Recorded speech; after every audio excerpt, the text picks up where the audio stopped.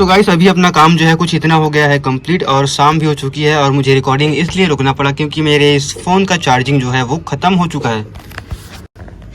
तो इसको खाना खिलाना पड़ेगा, खाना खिलाने के बाद में दोबारा हम काम शुरू कर सकते हैं। तो बोलो सरदार भगत सिंह की जय। तो फाइनली अपना मोबाइल का चार्जिंग जो है वो कंप्लीट हो गया और अपना भगत सिंह जी का ये ड्राइंग कुछ इतना है कंप्लीट। ये देखो यार कितना औसम लग रहा है ना ये तो चलो अब काम को शुरू करेंगे। नाइट काफ़ी हो चुकी है और तकरीबन 8:30 बज के 6 मिनट। तो अब काम को अपना शुरू करेंगे। तो चलो शुरू करते हैं।